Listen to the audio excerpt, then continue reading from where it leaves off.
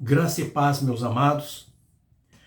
A unicidade de Deus ou a Trindade de Deus é um assunto que tem se tornado polêmico e com uma polêmica acirrada na internet.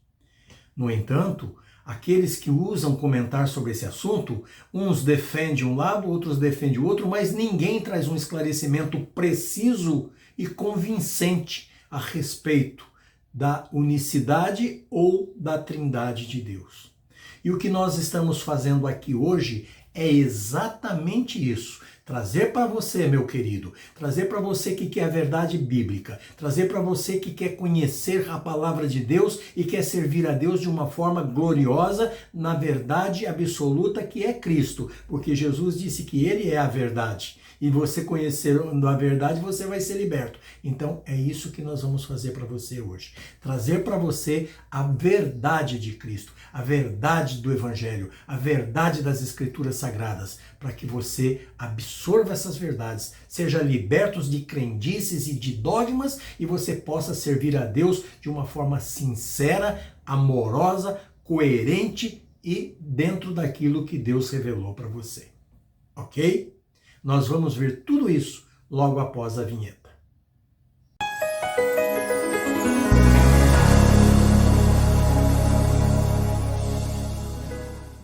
Muito bem. A primeira coisa que nós precisamos entender é que quando nós nos referimos a Deus, nós o fazemos de duas formas. Existem duas formas de nós nos referirmos a Deus. A primeira delas é quando nós nos referimos a Deus na sua essência, na sua individualidade, no seu eu, né?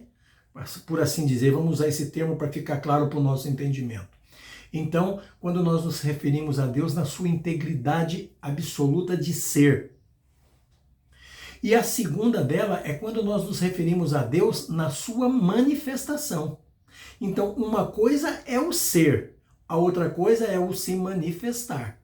E é dentro destas duas situações é que nós vamos realmente entender se Deus é único ou se Deus é trino. Fora disso, não há como se chegar a lugar nenhum. Porque a Bíblia fala exatamente dessas duas situações. Ela fala da essência de Deus e ela fala da manifestação de Deus. E é isso que nós precisamos entender. Entendendo a essência de Deus dentro daquilo que é possível ao ser humano e entendendo a manifestação de Deus, todas as dúvidas desaparecem. Tudo isso some. Tudo isso some. E nós ficamos com a verdade absoluta. Ok? Quanto à essência do Criador, é Ele mesmo quem se apresenta. Quando ele mandou, né? Quando ele disse a Moisés e mandou que Moisés dissesse ao povo quem ele era. Então, Moisés disse, está lá em Deuteronômio 6,4, Moisés transmitiu ao povo aquilo que Deus estava mandando. E Deus mandou ele dizer quem ele, Deus, era. E Moisés, então, disse, evidentemente, isso foi dito em hebraico, né, e depois traduzido para o português, mas Deus disse a Moisés para dizer ao povo assim: Shema Israel, Adonai Elohim, Adonai Echad. Foi estas palavras que Deus disse para Moisés passar ao povo. E isto traduzido para o português traz para nós o seguinte: ouve, ó Israel, Adonai é o nosso Deus. Adonai é um. Então veja que o próprio Deus se apresenta. Adonai, a palavra Adonai está substituindo o nome verdadeiro de Deus, mas a palavra Adonai significa Senhor. Então, se nós traduzirmos para o português também essa palavra, vai ficar: ouve, ó Israel, o Senhor é nosso Deus. O Senhor é um. Por aí, nós já vemos o próprio Deus se manifestando e dizendo quem ele é. Depois nós encontramos o profeta Isaías, lá em Isaías 45, no versículo de número 5 e 7, Deus, através do profeta Isaías, se referindo a ele mesmo. Veja o que Deus diz. Eu sou o Senhor, e não há outro. Fora de mim, não há Deus. Aí no versículo 7 ele diz, eu formo a luz e eu crio as trevas. Eu faço a paz e crio o mal. Eu, o Senhor, faço todas essas coisas. Então veja Deus se apresentando novamente ao povo e dizendo quem ele é, através do profeta Isaías. Então, meus amados, quando nós observamos que o próprio Deus se apresenta como único e absoluto, como é que nós vamos, então, apresentá-lo como trino, se ele diz que ele é único e absoluto? Veja bem, para que nós possamos entender isso aí, eu vou citar uma comparação com o ser humano. Quando nós olhamos para o homem como ser, o homem é um ser, nós olhamos ele como um todo, nós dizemos, o homem é o único ser racional e absoluto que Deus criou sobre a Terra. O homem é o único ser racional e absoluto que Deus criou sobre a Terra. Então, nós estamos tendo aí uma visão holística do homem. Estamos olhando o homem como um todo. O ser. Mas quando nós vamos olhar no homem, na sua formação, na sua composição, como que ele é formado, de que substância ele provém, nós encontramos o homem formado em 3 partes diferentes: cabeça, tronco e membros. Estas 3 partes são diferentes. E estas 3 partes diferentes se juntam numa só para formar um todo. Aí nós já não estamos olhando o homem como um ser holístico, nós estamos olhando a sua formação. De que ele é formado? Só que tem um detalhe. Das 3 partes do homem, só uma pensa, só uma raciocina, só uma fala, só uma determina o que deve ser feito, o que quer, o que não quer, que é a cabeça.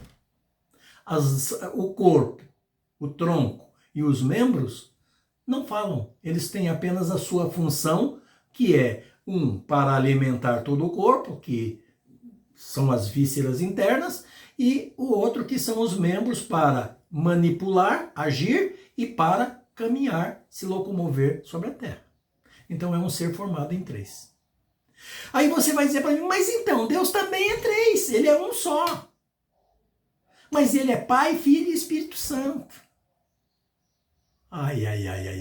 Aí, meu querido, saiu pela tangente. Porque quando se diz Pai, Filho e Espírito Santo, nós estamos falando em 3 seres que pensam, em 3 seres que agem, em 3 seres que têm poder. Logo, esses 3 seres não podem se coabitar num só se eles forem individualizados, se eles forem considerados pessoas distintas, porque pessoas são personalidades. Então, se eu tenho 3 pessoas, eu tenho 3 personalidades diferentes, distintas. Não tem como 3 personalidades distintas habitar numa só. Então veja que aí já não fez sentido. Estas 3 divisões que você está apresentando como Pai, Filho e Espírito Santo não são pessoas distintas. São manifestações distintas. Aí faz parte da segunda parte do ser, que é a manifestação. Nós estávamos olhando a essência, agora nós já estamos falando de manifestação. Estas 3 partes distintas são 3 manifestações do único Deus. Por isso que as 3 partes pensam, agem, têm poder, porque é o mesmo, não são 3 diferentes. É o mesmo Deus que é criador e é considerado Pai. É o mesmo Deus que é Salvador e é considerado Filho. E é o mesmo Deus que é Consolador e que é considerado Espírito Santo. Quer dizer, é o mesmo Deus recebendo 3 nomes diferentes para cada uma das suas manifestações e não pessoas diferentes. Aí você olha para mim e diz assim, não, mas lá em João 1, está falando de Jesus, que Jesus era o verbo que estava com Deus, que era Deus e estava com Deus. Meu querido, meu amado, esta não é a verdade. Para que nós entendamos isso, nós vamos analisar agora este versículo de João 1:1, mas não só ele. Nós vamos colocar ele dentro do contexto do que João está falando. Nós vamos pegar do 1 ao 14. Aí nós vamos entender o que está sendo dito aí, né? Porque, na realidade, o que nós precisamos entender em primeiro lugar é que a tradução correta deste texto, do grego para nós, seria assim: no princípio era o verbo, e o verbo estava com Deus, e o verbo era Deus, assim que está escrito na nossa tradução. Então, mas se nós formos analisar dentro da língua grega, vai ficar assim: no princípio era o verbo, e o verbo estava com Deus, e o verbo era divino. Ele estava no princípio com Deus, todas as coisas foram feitas por ele, e sem ele nada do que foi feito se fez. Bom, então vamos ver lá. Por que o verbo, quem é o verbo? Verbo em português, para nós, é a palavra. Então, no princípio era a palavra. A palavra de quem? A palavra de Deus. A palavra de Deus foi quem criou todas as coisas e fez todas as coisas. Quando Deus disse, haja luz, pá, a luz se fez. Depois ele foi dizendo, haja isso, produz a terra, produz as águas, produz o ar. Ele foi mandando e as coisas foram acontecendo. E ele foi mandando pelo quê? Pela palavra. Então, o verbo é a palavra, mas é a palavra de quem? A palavra de Deus, porque só existia Deus, não tinha mais nada, era só Deus. E Deus gerou de dentro dele a palavra. Ele criou a palavra de dentro dele e botou para fora para criar todas as coisas com ela. Então, no princípio, era o verbo. Quer dizer, no princípio era a palavra de Deus. Foi a única coisa que Deus fez de dentro dele. No começo, era ele absoluto, e daí ele fez a palavra, ele gerou a palavra dentro dele e botou para fora. Né? Então, no princípio era o verbo. E o verbo estava com Deus. Claro, ela foi gerada dentro dele, ela saiu dele, está com ele. Ela estava com Deus. E o verbo era divino. Claro que ele era divino, porque a palavra de Deus que saiu de Deus é uma palavra provinda de Deus, logo ela é divina. E ela estava no princípio com Deus, é o que diz o versículo 2, reforçando. O 3 diz, e todas as coisas foram feitas por ela, e sem ela nada do que se fez, nada do que foi feito se fez. Claro, quando Deus criou a palavra, ele disse, haja luz, a luz se fez. Produza o ar, produza a terra, produza as águas. Ele foi falando, e pela palavra ele foi criando. Então, tudo que foi feito pela palavra de Deus. Foi Deus falando e mandando. Então, esta palavra é Deus, ela é de Deus, ela foi gerada dentro de Deus e posta para fora. Nela estava a vida. Em quem que estava a vida? A vida estava na palavra. E a vida era o quê? A luz dos homens. Claro que ela era a luz dos homens, porque foi ela que criou a luz. Foi ela que diz, haja luz, e a luz se fez. Então ela era a luz dos homens. E a luz resplandeceu nas trevas. Também é lógico, porque antes só havia a escuridão, não havia luz, não havia nada. Havia apenas o Deus absoluto.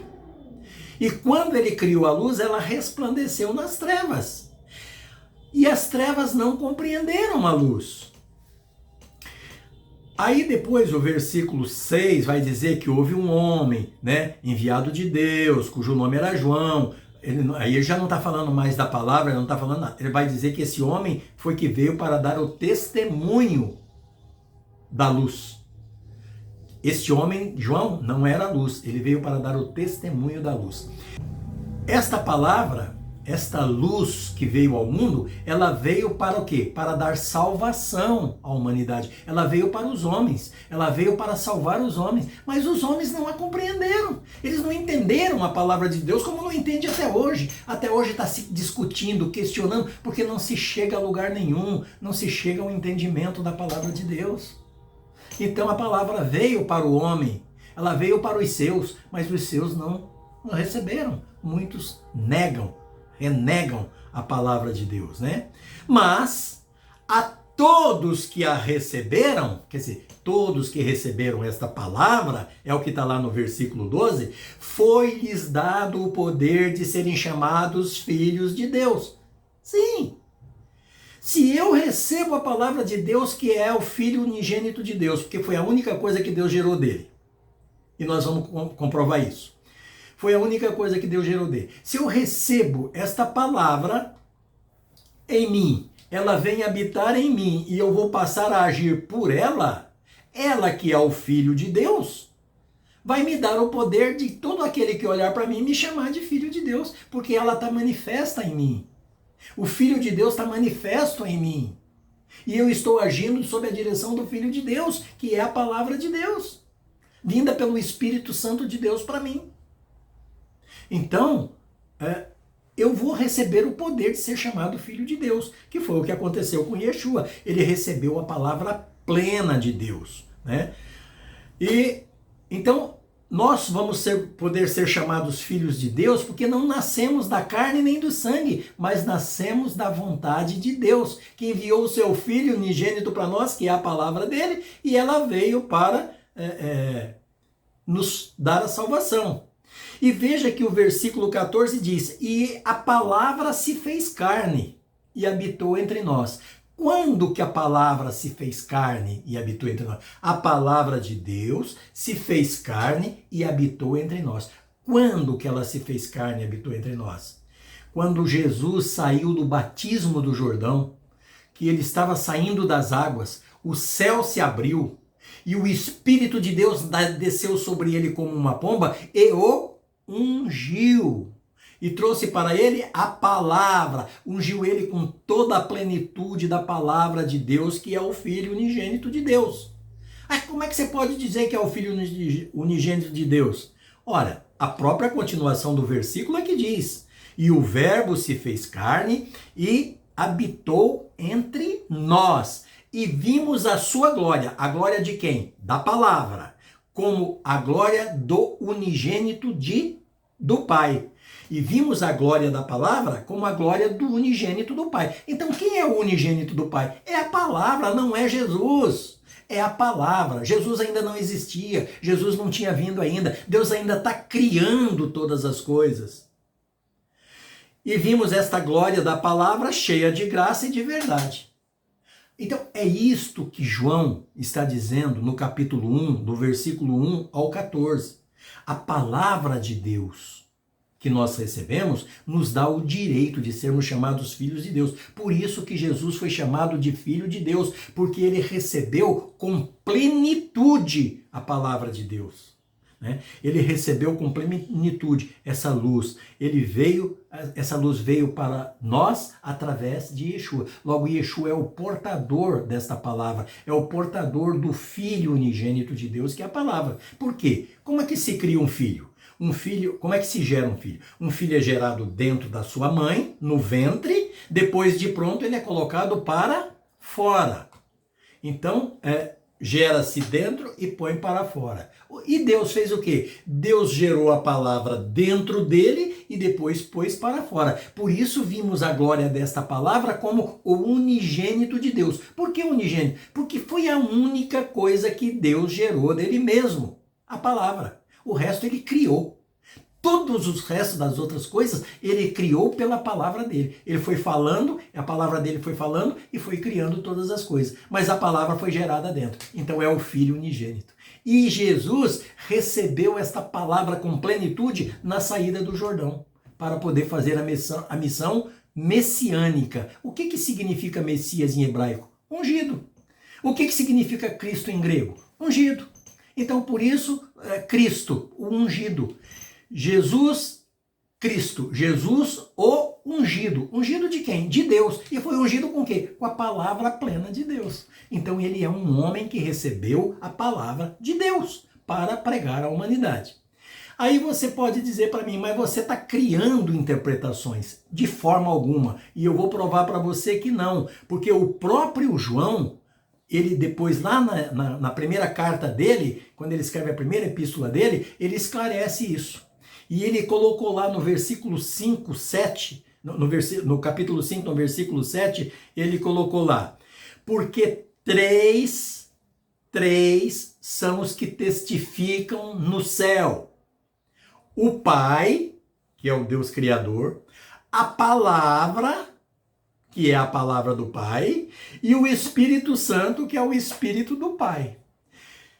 O Pai é o que criou, a palavra foi o instrumento que ele usou para criar e depois para salvar a humanidade, portanto ele é criador e salvador, e o Espírito dele é o sopro dele, que ele envia para os homens, que ele coloca nos homens, é o Espírito Santo que ele unge os homens, para que os homens possam ser cheios e pleno da vontade dele, daquilo que ele quer. Então, quando nós somos ungidos por Deus, nós recebemos o Espírito de Deus, que é o sopro de Deus. E Jesus deixa isso bem claro quando ele diz que Deus é Espírito. E o que é Espírito? O que significa Espírito? A palavra Espírito é uma palavra latina, que vem de spir, que significa sopro. Então, Espíritos é o sopro. O sopro. No grego lá, quando Jesus diz que aquele que é nascido do Espírito, né, em grego está pneuma. E o que é pneuma? Vento, ar, sopro. Então veja que o que tem havido aí é muito dogma, muita mistificação dentro da palavra de Deus. Deus é um Espírito, nos enche com o seu sopro, como ele fez com Adão quando criou, que ele soprou nas narinas de Adão, né? Ele soprou o sopro de vida para que a alma de Adão se tornasse uma alma vivente. E ele faz isso com nós hoje, porque nós somos mortos espiritualmente pelo pecado de Adão. Mas quando nós nos convertemos através de Jesus Cristo, Deus sopra para nós de volta o Espírito. Nós ressuscitamos espiritualmente através de Jesus para vivermos para a vida espiritual e voltarmos para Deus como era no princípio. Esse é o esclarecimento do que está escrito aí. Outra coisa, você sempre ouviu todo mundo dizer que Jesus é Deus, Jesus é Deus, Jesus é Deus, porque Jesus foi gerado de forma miraculosa no ventre de Maria? Olha, você foi enganado todo o tempo. Dogmas da Igreja Católica Romana. Lá atrás, começou lá atrás, na Igreja de Roma, e depois veio caminhando, até se coloiar com Constantino, e daí saiu todos os dogmas que tem hoje. Veja bem, Deus nunca prometeu a ninguém, na Bíblia não tem um só lugar que diga que Deus ia mandar o Filho carnal dele para salvar a humanidade. Não existe isso na Bíblia. Na Bíblia não tem um só lugar que diz que Deus se esvaziou da sua divindade para vir habitar com os homens e salvar os homens sofrendo e passando por tudo. Não existe isso, até porque não tem lógica. Deus é a onipotência, a infinidade do universo. Deus é infinito, não tem como mensurá-lo. Um corpo humano jamais caberia a essência de Deus nele. Então, não tem lógica. Você foi enganado por dogmas da Igreja Católica Romana. Tá? Deus, quando prometeu mandar, e isto é bíblico, e eu vou te provar, está lá em Deuteronômio, no capítulo 18, no versículo 18 e 19. Deus disse para Moisés que enviaria um profeta. Foi a primeira profecia a respeito do Messias.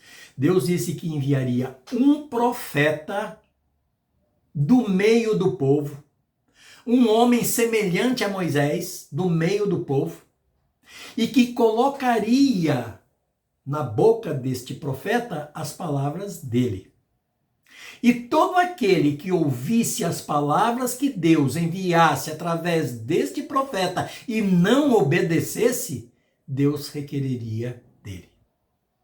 Então veja que a promessa de Deus é de mandar um profeta. E o que é um profeta? Um profeta é um porta-voz de Deus. O profeta é um porta-voz de Deus. Então Deus ia enviar um profeta cheio da palavra dele, né? Este profeta teria todo o poder e a palavra seria absoluta e todos teriam que ouvir e obedecer, que é o Messias, é o Cristo, é o ungido de Deus e que foi ungido na saída do Jordão. Logo, não foi no ventre de Maria, foi na saída do Jordão. Quando ele saiu do batismo, das águas do Jordão, ele recebeu, o céu se abriu e derramou sobre ele o Espírito de Deus, cheio da palavra de Deus. E quando Jesus disse que batizai em nome do Pai, do Filho e do Espírito Santo, Jesus não está aí dizendo que você tem que batizar no nome dos três deuses, não. Jesus está dizendo que Deus é manifesto de três formas. Deus se manifesta dentro da criação, da salvação e da consolação. Ele é criador, ele é salvador e ele é consolador. Este é Deus. Então, quando você batizar, batize em nome dele dentro dos três aspectos que ele atende, né? Você vai batizar a pessoa em nome do Criador, em nome do Salvador, em nome do Consolador. Mas os três são o mesmo Deus, apenas se manifestando de formas diferentes. Quando você encontra lá na Bíblia dizendo que eu e o Pai somos um, não é Jesus, o homem, que está falando, mas é o Espírito Santo que está nele. Ele está cheio do Espírito de Deus, ele está pleno da palavra de Deus. A palavra de Deus está nele para passar ao povo. Então esta palavra, esse Espírito de Deus que está nele, está falando através dele que este Espírito é um. Ele e o Pai são um, em essência. E sim, porque essa palavra veio de Deus, o Espírito é de Deus, pertence a Deus, é Deus. E Yeshua está sendo apenas o portador, o representante. Entendeu, meu amado?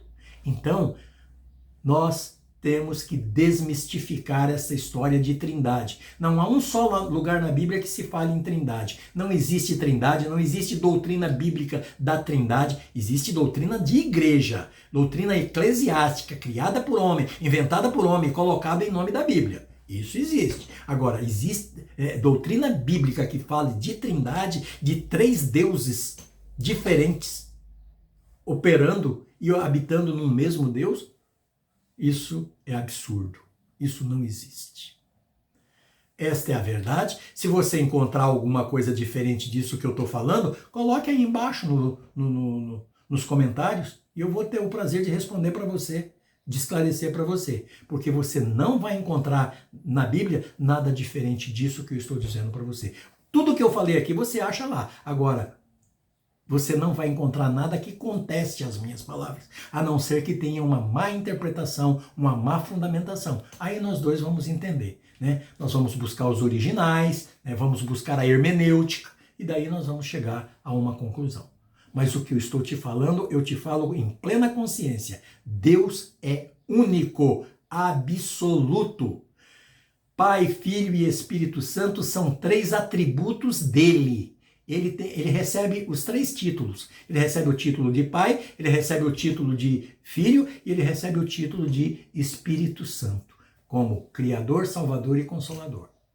Não que sejam três pessoas, três personalidades, porque aí um seria diferente do outro. Um ia decidir uma coisa, o outro ia decidir outra. E se fosse para um decidir a mesma coisa que o outro, então não precisaria ser três, continuaria sendo um só. Porque se os três vão decidir igual, então é um só. Os três se tornam um. Mas não é isso. Na realidade, a essência de Deus é única, absoluta. E a manifestação de Deus é trina. Veja que eu quero mostrar para você aqui, eu te falei do versículo de 1 João 5,7, quando diz que três testificam no céu. Então vou repetir. Três testificam no céu. O Pai, a palavra, não é Yeshua, não é Jesus, é o Pai, a palavra e o Espírito Santo. Esses três são um. É o que João está dizendo. Ele está esclarecendo o João 1 que ele escreveu lá atrás. No versículo 8, ele ainda diz, e 3 são os que testificam na terra. Aqui na terra também tem 3 que testificam, que é o Espírito, a água e o sangue. E estes 3 concordam num. Então veja que esses 3 não são um. Lá no céu, Pai, Filho e Espírito Santo são um. Não tem 3. Agora, aqui na terra, a água, o sangue e o Espírito são 3 diferentes. E eles concordam em um. Logo, como isto? Espírito é o Espírito de Deus que age no homem convertido, que volta à semelhança de Adão quando foi criado, que é espiritual. A água é o símbolo da matéria, é o corpo. E o sangue é o símbolo da alma, porque o próprio Deus diz que nós não podemos comer sangue porque o sangue é a alma da carne. Então veja que aí ficou especificado que corpo, alma e espírito são 3 coisas diferentes que concordam num, formando o homem. É aquilo que nós tínhamos falado, cabeça, tronco e membro. Né? Eles concordam um com o outro e formam um todo, mas não são a mesma coisa. Cada um é uma parte diferente. Já não é o que acontece com Deus lá no céu, que é Pai, a Palavra e o Espírito Santo. E os 3 são um. Não existe 3 partes, é uma só. O próprio João prova isso em 1 João, explicando o que ele escreveu em João 1:1. Entendeu, meu amado?